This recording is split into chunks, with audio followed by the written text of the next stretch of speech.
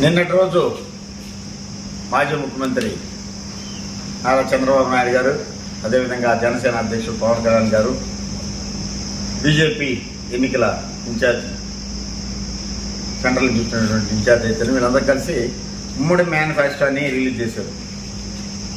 ఈ ఉమ్మడి మేనిఫెస్టోలో 2014లో ఏ విధంగా 3 బొమ్మలు వేసుకున్నారో, ఏదైతే మోడీ బొమ్మ అయితేనేమి, చంద్రబాబు నాయుడు బొమ్మ, అదేవిధంగా పవన్ కళ్యాణ్ బొమ్మ వేసుకొని 600 వాగ్దానాలు చెప్పి అధికారంలోకి వచ్చేసి ఏ ఒక్క వాగ్దానాన్ని ప్రజలకు అందించలేక మరి 2019లో కూలిపోయినట్టు ఈ ప్రభుత్వాన్ని కోలుకుతోసినటువంటి ప్రజలు మరి ఏదైతే జగన్మోహన్ రెడ్డి 9 వాగ్దానాలతో ముందుకొచ్చి 36 వాగ్దానం చేసినటువంటి సంక్షేమ పథకాలు అందించినటువంటి ముఖ్యమంత్రి జగన్మోహన్ రెడ్డి గారు ఈరోజు సెంట్రల్ గవర్నమెంట్ కళ్ళు తెలుసుకుంది.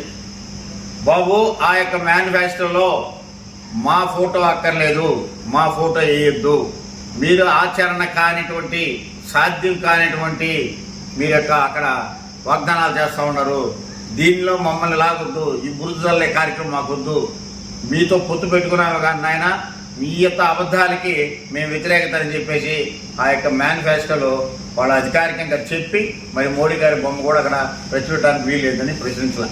నిన్న వాళ్ళ మేనిఫెస్టో రిలీజ్ అయినప్పుడు కూడా చూస్తూ ఉన్నారు, వాళ్ళు మేనిఫెస్టో చేతికిస్తే చేతికి తోసేశారట్టు. మాకు కుదరా బాబు, మీ మేనిఫెస్టో మాకు దూరం, మేము గతంలో కూడా మా బొమ్మ వేసుకొని అబద్ధాలు చెప్పేసి అధికారంలోకి వచ్చేసి ఏ ఒక్క కార్యక్రమం చేయలేదని మోడీ గారికి మళ్ళీ మాకు చెడ్డ పేరు వస్తుంది కాబట్టి మా మోడీ బొమ్మ ఈ యొక్క మేనిఫెస్టోలో అక్కర్లేదు, మీకు సామస్యం కూడా కొన్ని కారణాల వల్ల చేయాల్సి వచ్చిందిరా బాబు, మీకు దండం అని చెప్పేసి సెంట్రల్ గవర్నమెంట్కు సంబంధించిన ప్రజెంట్ ఉన్నటువంటి బీజేపీ వాళ్ళు కూడా ఎవరు కూడా ప్రచారానికి రావటంలే.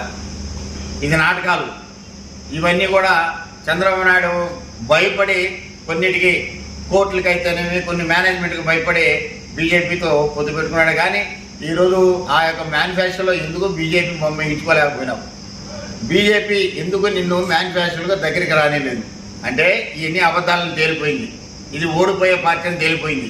సో దానికని కూడా నిన్న జరిగేటటువంటి పరిణామమే రాష్ట్ర ప్రజలందరూ కూడా చూస్తూ ఉన్నారు. ఓహో, ఇది అబద్ధం మేనిఫెస్టోరా, ఓ ఇది బూటకం మేనిఫెస్టో, పోయినసారిలాగా 2014 లాగా ఇది డ్రామా రాజీ అనుకుంటారు ప్రతి ఒక్కరు. ఓ తేడతెలం అయిపోయింది.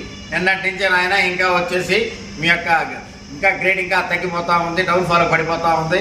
ఇంకా అబద్ధాలు నోటితో చెప్పేది కాకుండా పేపర్తో చెప్పే అబద్ధాలు కూడా మీరు ముందుకు వచ్చేసారు. కాబట్టి మరి ఎవరిలో కూడా మీ యొక్క నాయకుల్లో కానీ, మీ కార్యకర్తల్లో కానీ, మీ ఉమ్మడి అభ్యర్థుల్లో కానీ ఎవరిలో కూడా నేను నుంచి మొఖాన్ని నిధులు చుక్కలేదు, మొఖాల్లో కణకోలిపోయింది.